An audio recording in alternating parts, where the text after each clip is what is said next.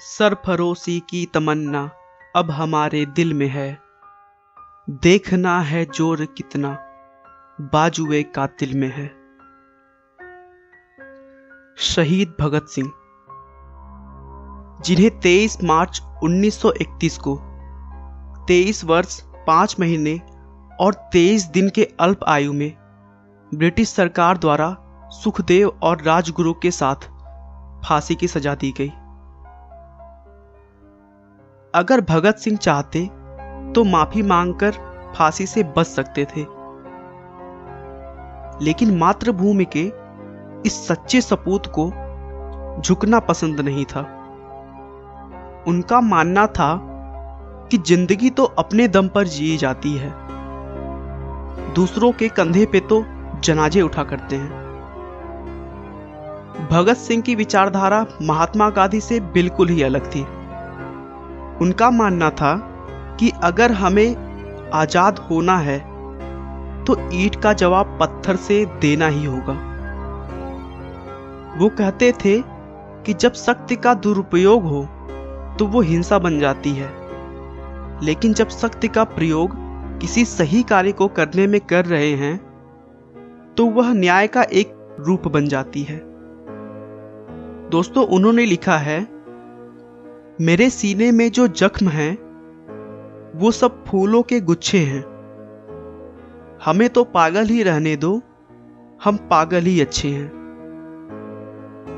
भगत सिंह का जन्म 27 सितंबर 1907 को पंजाब के जिला लायलपुर के बंगा गांव में एक सिख परिवार में हुआ था। बंगा गांव जो कि अब पाकिस्तान में है। भगत सिंह का जब जन्म हुआ था तब उनके पिता सरदार किशन सिंह और उनके चाचा अजीत सिंह और स्वर्ण सिंह अंग्रेजों के खिलाफ खड़े होने के कारण जेल में बंद थे। भगत सिंह के पैदा होने वाले दिन ही उनके पिता और चाचा को जेल से रिहा किया गया था। इस बात से भगत सिंह के घर में खुशियां और भी बढ़ गई थीं। भगत सिंह पढ़ाई के लिए दूसरे सिखों की तरह लाहौर के ब्रिटिश वाले स्कूल में नहीं गए थे, क्योंकि वह ब्रिटिश सरकार की शिक्षा नहीं लेना चाहते थे। इसीलिए उन्होंने दयानंद वैदिक हाई स्कूल में जाकर पढ़ाई की, जो कि आर्य समाज की ही एक संस्था थी। 1919 में जब केवल वह 12 साल के थे, उस समय जलियांवाला बाग में हजारों बेगुनाह लोगों को मार दिया गया।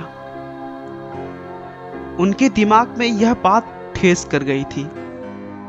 इसीलिए 14 वर्ष की आयु में ही अपने और अपने देश की रक्षा के लिए उन्होंने अंग्रेजों को मारना शुरू कर दिया था।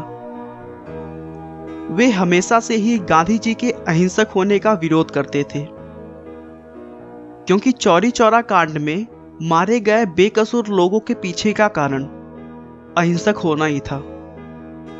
जब चौरी चौरा कांड हुआ था उस समय भगत सिंह जी स्कूल में पढ़ाई कर रहे थे, लेकिन जब उन्होंने इस घटना के बारे में सुना तो 50 किलोमीटर पैदल चलकर वह घटना वाली जगह पर पहुंच गए।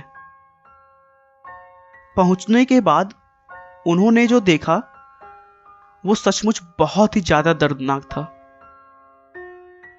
भगत सिंह ने उन शहीदों का बदला लेने की ठान ली और खून से सनी हुई मिट्टी मुट्ठी में भरकर घर लेकर आए।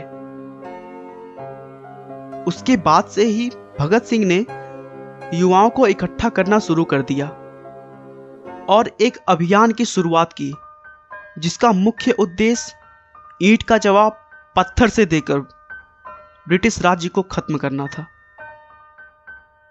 युवाओं पर भगत सिंह का बहुत बड़ा प्रभाव पड़ा और इसी प्रभाव को देखते हुए ब्रिटिश पुलिस ने मई 1927 में भगत सिंह को अपनी हिरासत में लिया।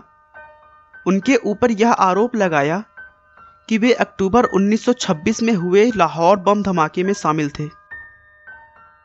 हालांकि हिरासत में लेने के 5 हफ्तों बाद उन्हें जमानत पर रिहा कर दिया गया था। ब्रिटिश सरकार मजदूरों के विरोध में एक बिल पारित करवाना चाहती थी, क्योंकि उन्हें भारतीय आम लोगों की परेशानियों से कुछ भी लेना देना नहीं था। लेकिन भगत सिंह चंद्रशेखर आजाद और उनके दल को यह बिल्कुल भी मंजूर नहीं था कि देश के आम इंसान जिनकी हालत पहले से ही गुलामी के कारण खराब हो रखी है वो और खराब हो जाए। इसी बिल का विरोध करने के लिए भगत सिंह और उनके साथी बटुकेश्वर दत्त ने दिल्ली की केंद्रीय असेंबली में 8 अप्रैल 1929 को बम फेंके। बम फेंकने का मकसद किसी की जान लेना नहीं था। उस बम के निर्माण के समय उसमें विस्फोटक की मात्रा नहीं के बराबर थी। उनका मकसद केवल बम के आवाज से ब्रिटिश लोगों को डराना था ताकि वह बिल पास ना हो सके।